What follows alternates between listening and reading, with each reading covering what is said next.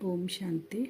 14/5/26 की मुरली है। बाबा कहते हैं, मीठे बच्चे, जैसे बाबा प्यार का सागर है, उनके जैसा प्यार दुनिया में कोई कर नहीं सकता। ऐसे तुम बच्चे भी बाप समान बनो और किसी को रंज यानी नाराज मत करो। बाबा जैसे प्यार का सागर है तो हम बाबा के बच्चे हैं, तो बाबा कहते हैं हमको भी सबको प्यार से रहना है सबके साथ, और किसी से मैंने किसी को भी नाराज नहीं करना है।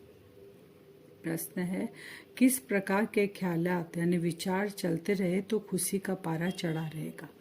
सारा दिन खुशी का पारा चढ़ा रहे, उसका बाबू कहते हैं कौन सा विचार करने से। उत्तर, अभी हम ज्ञान रत्नों से अपनी झोली भर रहे हैं, फिर यह खानियाँ आदि सब भरपूर हो जाएगी। वहाँ यानी सतयुग में हम सोने के महल बनाएंगे। कितना बड़ा नशा है, महल में रहेंगे हम। अगर ये सारा दिन याद रहे सोने के महल में, तो बाबा कहते खुशी सारा दिन चढ़ी रहे। दूसरा, हमारा यह ब्राह्मण कुल उत्तम कुल है। हम सच्ची सच्ची सत्यनारायण की कथा, अमर कथा सुनते और सुनाते हैं। ऐसे ऐसे ख्यालात चलते रहे तो खुशी का पारा चढ़ता रहेगा। सोने के महल में जा रहे हैं और ये सच्ची सच्ची सत्यनारायण की कथा और अमर कथा हम सुनते और सुनाते हैं। ओम शांति। बच्चे बाप की याद में बैठे हैं। यह श्रीमत अर्थात श्रेष्ठ से श्रेष्ठ मत मिलती है। याद की यात्रा बहुत मीठी है। बच्चे नंबरवार पुरुषार्थ अनुसार जानते हैं। ये याद की यात्रा बहुत मीठी है, लेकिन बाबा कह रहे मेरे बच्चे होने के बाद भी नंबरवार पुरुषार्थ अनुसार जानते हैं। जितना बाप को याद करेंगे उतना बाबा स्वीट लगेगा।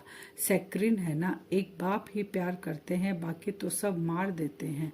दुनिया सारी एक दो को ठुकराती है, बाप प्यार करते हैं। शिव बाबा रोज मुरली में हमें कहते हैं, मीठे बच्चे, कैसे भी बच्चा है बाबा का, बाबा को पता है, लेकिन बाबा क्या बोलते हैं प्यार से, मीठे बच्चे। तो बाबा किसी को भी ठुकराते नहीं अपने बच्चों को।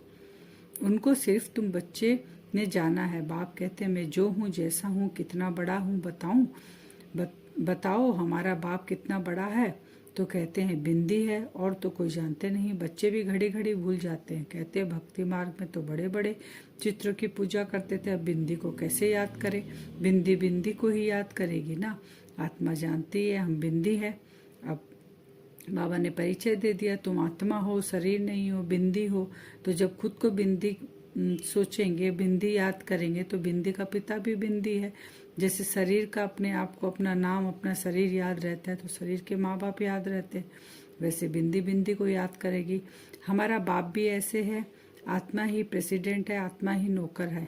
जो भी पार्ट प्ले करती है वो कौन करती है, आत्मा ही शरीर द्वारा करती है। पार्ट आत्मा ही बजाती है। बाप है सबसे स्वीट, सब याद करते हैं, हे पतित पावन दुख हरता सुख करता आओ। अब तुम बच्चों को यह निश्चय है, हम जिसको बिंदी कहते हैं वह बहुत सूक्ष्म है, परंतु महिमा कितनी भारी है। बल महिमा गाते भी हैं, ज्ञान का सागर, शांति का सागर, परंतु समझते नहीं है कि वह कैसे आकर सुख देते हैं। मीठे मीठे चिल्ड्रेन हर एक समझ सकते हैं कौन कौन कितना श्रीमत पर चलते हैं। बाबा ने बता दिया कि अपना चेकिंग खुद करना है। हमको पता है बाबा हमें जैसा श्रीमत श्रेष्ठ मत दे रहे हैं, हम उस पर कितना चलते हैं। फिर बाबा कहते हैं तुम अपने ही घर में एक गीता पाठशाला के लिए बाबा कह रहे हैं, सेंटर के लिए, तुम अपने ही घर में एक कमरे में हॉस्पिटल कम यूनिवर्सिटी बनाओ, बिगर कोई खर्चा। हेल्थ वेल्थ हैप्पीनेस 21 जन्म के लिए लेना है इस नॉलेज से। तुम बच्चे जानते हो बाप ही आकर स्वर्ग का वर्षा देते हैं, परंतु बच्चों को फिर पुरुषार्थ करना है उच्च पद पाने का। तुम बच्चों को बाप बैठ यह सब बातें समझाते हैं, वह थोड़े ही जानते हैं कि बाकी थोड़ा समय है। बाप कहते हैं मैं हूँ दाता, मैं तुमको देने आया हूँ। मनुष्य कहते हैं पतित पावन आओ, आकर हमको पावन बनाओ। बाबा कहते हैं मैं तो सम्मुख आ गया, वर्षा तुम्हें दे रहा हूँ। अब तुम अपने पुरुषार्थ अनुसार उस वर्षे को प्राप्त कर सकते हो और अपना पद डिसाइड कर सकते हैं हम कि हम कौन से पद में जाएंगे। ये हम खुद जानते हैं कितना हम पुरुषार्थ करते हैं। फिर बाबा कहते हैं हिस्ट्री ज्योग्राफी, जैसी हिस्ट्री ज्योग्राफी पहले थी फिर रिपीट हो रही है। बाप ने समझाया 5000 वर्ष पहले मैं आया था, तुमको स्वर्ग का मालिक बनाया था, फिर तुम 84 जन्मों की सीढ़ी उतरते हो। यह विस्तार कोई भी शास्त्र में नहीं है। शिव बाबा ने कोई शास्त्र आदि पढ़ा है क्या, बाबा पूछ रहे हैं। बाबा कहते मैं आके तुमको समझाता हूँ 5000 साल की 84 जन्मों की लेकिन ये बातें पूरी शास्त्रों में नहीं है। उनको तो ज्ञान की अथॉरिटी कहा जाता है। वो लोग भी शास्त्र आदि पढ़कर शास्त्रों की अथॉरिटी बनते हैं। वह भी तो गाते हैं, पतित पावन आओ, गंगा स्नान करने जाते हैं। वास्तव में यह भक्ति है ही गृहस्थियों के लिए। बाप बैठ समझाते हैं, उनको भी पता नहीं कि सदगति दाता कौन है। बाबा बोल रहे हैं कि गंगा स्नान में जाने से पावन बनेंगे, ऐसा वो कहते हैं। तो शास्त्रों में ये सब लिखा हुआ है और वो शास्त्र पढ़ते पढ़ते वो उनकी अथॉरिटी हो गई। मैं तो टीचर हूँ, तुम कृपा आदि क्यों मांगते हो? बाबा कहते हैं, मैं तो कोई कृपा आशीर्वाद देने आया नहीं हूँ, मैं तो आया हूँ टीचर तुमको पढ़ाने के लिए। इस पढ़ाई से तुम उच्च पद पाएंगे, तो तुम कृपा आदि क्यों मांगते हो? आशीर्वाद तो अनेक जन्म लेते आए हो, अब आकर माँ बाप की मिल्कियत का मालिक बनो और आशीर्वाद क्या करेंगे? बच्चा पैदा हुआ और बाप की मिल्कियत का मालिक बना, तो हम अब बाबा के क्या हैं? बच्चे हैं। हमने खुद को पहचाना, बाबा को पहचाना, तो बाबा कहते हैं मिल्कियत लो ना, सारी वर्षा लो। लौकिक बाप को कहते हैं कि कृपा करो, यहाँ तो कृपा की बात नहीं है, सिर्फ बाप को याद करना है।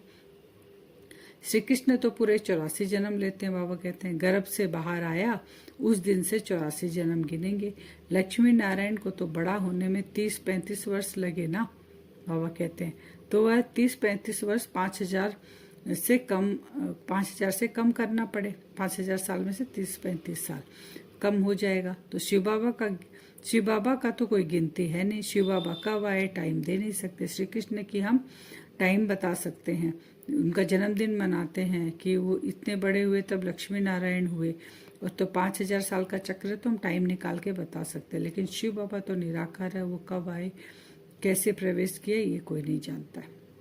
बाबा कहते अब देखो, श्री कृष्ण की आत्मा को अंतिम जन्म में फुल ज्ञान है, फिर गर्भ से बाहर निकलेगी, पाई का भी ज्ञान नहीं होगा। बाप आकर समझाते हैं श्री कृष्ण ने कोई मुरली बजाई नहीं। अब श्री कृष्ण अभी जो पद पा रहे हैं, या श्री कृष्ण जब गर्भ से निकलेंगे सतयुग में, तो उनको याद ही नहीं रहेगा कैसे उन्होंने ये पद पाया। श्री कृष्ण ने कोई मुरली बजाई नहीं, वह तो ज्ञान जानते ही नहीं। लक्ष्मी नारायण ही नहीं जानते, तो फिर ऋषि मुनि सन्यासी आदि कैसे जानेंगे? बाबा ने कहा ना श्री कृष्ण जानते हैं, लक्ष्मी नारायण जानते हैं, कोई नहीं जानता तो ऋषि मुनि कैसे जानेंगे? विश्व के मालिक लक्ष्मी नारायण ने ही नहीं जाना, तो फिर ये सन्यासी लोग कैसे जानेंगे? कहते हैं श्री कृष्ण सागर में पीपल के पत्ते पर आया, यह किया, यह सब कहानियां हैं जो बैठ लिखी है। कहते हैं नदी में पैर डाला तो वह नीचे चली गई। विचार करो, मनुष्य क्या क्या बातें बना सकते हैं। अब बाप समझाते हैं कोई भी उल्टी सुल्टी बातों पर कभी विश्वास नहीं करना चाहिए। शास्त्र आदि कितने मनुष्य पढ़ते हैं? बाप कहते हैं पढ़ा हुआ सब भूल जाओ, इस देह को भी भूल जाओ। आत्मा ही एक शरीर छोड़ दूसरा लेकर पाठ बजाती है, भिन्न भिन्न नाम रूप देश चोला पहनकर। अब बाप कहते हैं छीछी वस्त्र है, आत्मा और शरीर दोनों पतित है। आत्मा को ही श्याम और सुंदर कहा जाता है। इतना अच्छे से बाबा ने क्लियर किया कि शास्त्रों में जो लिखा हुआ है वो मनुष्य पढ़ते हैं। बाप कहते हैं वो मनुष्य पढ़ते हैं, तुम पहले पढ़ते थे, लेकिन अब तुम बाबा के बच्चे बन गए हो, तुमको पिता मिल गया है, ठोकरे खाना तुम्हारा बंद हो गया है, वो सब पुरानी चीज़ों को तुम भूलो। और आत्मा ही अलग अलग शरीर में प्रवेश करती है, तो उसका नाम रूप देश चोला सब चेंज होता है। फिर बाबा कहते लिखा हुआ है सागर से रत्नों की थालियाँ भर ले आते हैं। अब सागर से जितना भी चाहिए उतना लो, खानियाँ ही भरतू हो जाती है। तुमने साक्षात्कार भी किया है, शिव बाबा कौन है? ज्ञान का सागर है, तो उनसे ज्ञान रत्नों की हम जितना भी ले वो खत्म थोड़ी होगा कभी। तो शिव बाबा 5000 वर्ष पहले भी आया था, ये किसी को पता नहीं, तुम जानते हो। 5000 वर्ष पहले आकर तुमको राजयोग सिखाया था, कल्प कल्प तुमको भी सिखाएंगे। जो जो आकर ब्राह्मण बनेंगे वह फिर देवता बनेंगे। बाबा ने कह दिया, बाबा को पहचाना 5000 वर्ष पहले, जिसने पहचाना वही पहचानेगा, और जो ब्राह्मण बनेंगे वो देवता बनेंगे। विराट रूप भी बनाते हैं, उसमें ब्राह्मणों की चोटी गुम कर दी है। ब्राह्मणों का कुल बहुत उत्तम गाया जाता है, वह है जिस्मानी, तुम हो रूहानी। तुम सच्ची सच्ची कथा सुनाते हो, यही सत्यनारायण की कथा है, अमर कथा है। तुमको अमर कथा सुनाए, अमर बना रहे हैं, ये मृत्यु लोग खत्म होना है। शिव बाबा कहते हैं मैं तुमको लेने आया हूँ, कितनी ढेर आत्माएं होगी। आत्मा वापस घर में जाती है तो कोई आवाज़ थोड़ी ही होती है।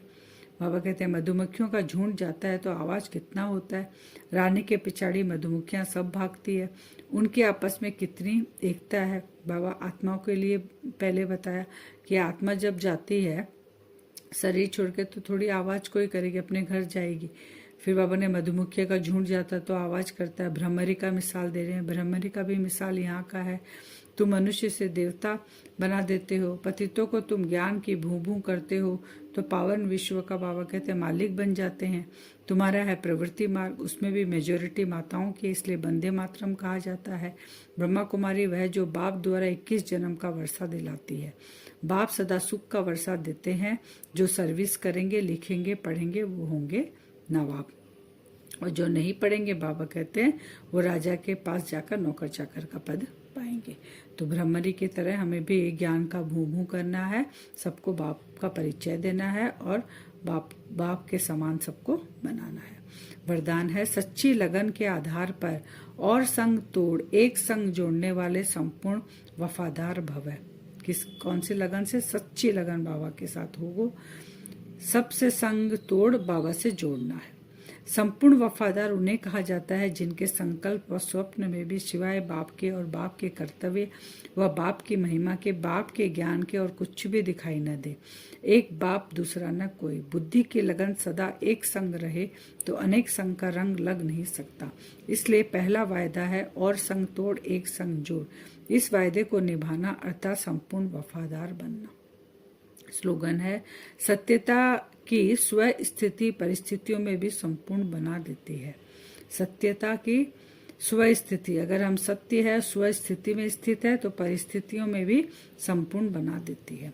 अव्यक्त इशारे, अचल अडोल एक रस स्थिति का अनुभव।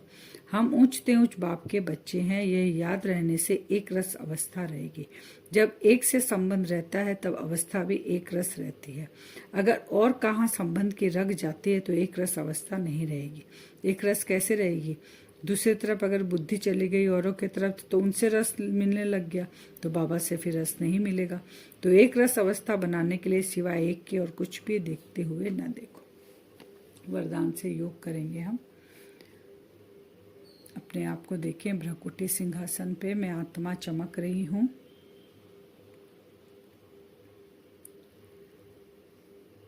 इस साकार शरीर से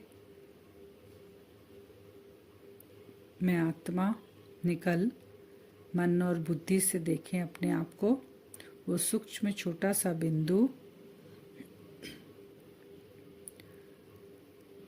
इस साकार शरीर से बाहर निकलकर जहाँ हम बैठे हैं उस स्थान को छोड़ता हुआ ये छोटा सा बिंदु बाहर की ओर उड़ चला, आसमान की ओर उड़ते उड़ते परम धाम अपने असली घर जाकर पहुंच गए हम। लाल सुनहरे रंग का प्रकाश चारों ओर फैल रहा है। सामने शिव बाबा। जैसे ही हम परम धाम में पहुंचते हैं बाबा का वो आकर्षण इतना तेज है कि हम चुंबक की तरह खिंचे हुए बाबा के एकदम नजदीक चले जाते हैं। बाबा को टच कर कर बैठना है। शिव बाबा को, बाबा भी बिंदु हम भी बिंदु, बाबा को टच कर कर हमें बैठना है उस परम धाम में। एक बाप दूसरा न कोई, बस ये एक ही संकल्प, मुझ आत्मा का और किसी के साथ भी संबंध नहीं, बस मेरे पिता शिव बाबा के साथ ही मेरे सारे संबंध हैं। उसके संग में ही आज हमें रंगना है और किसी का रंग मुझ आत्मा पर नहीं चढ़ता। परमात्मा का संग का रंग मुझ आत्मा पर चढ़ चुका है। टच कर कर बैठे रहें बाबा को। उस टचिंग में विजुअलाइज करें और अनुभव करें कि बाबा के पास जो शक्तियां हैं पावरफुल, वो सारी मुझ आत्मा के अंदर ट्रांसफर हो रही है। बस उसकी लगन में मगन, उसका जो रंग, बाबा का जो संग, वो सब मुझ आत्मा के अंदर प्रवेश हो रहा है।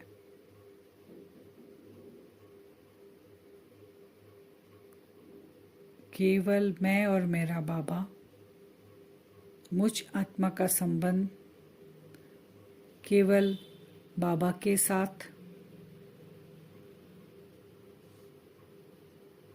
कोई भी मुझ आत्मा को अपनी तरफ खींच नहीं सकता है।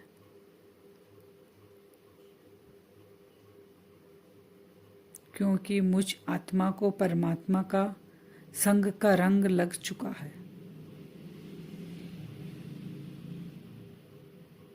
कल हम बार बार परम धाम में जाएंगे, बाबा को टच कर कर बैठेंगे। बाबा से वो एनर्जी मुझ आत्मा के अंदर भर रही है। बाबा के सिवाय और किसी का संग का रंग मुझ आत्मा पर नहीं चढ़ सकता। ये अनुभव करेंगे। ओम शांति।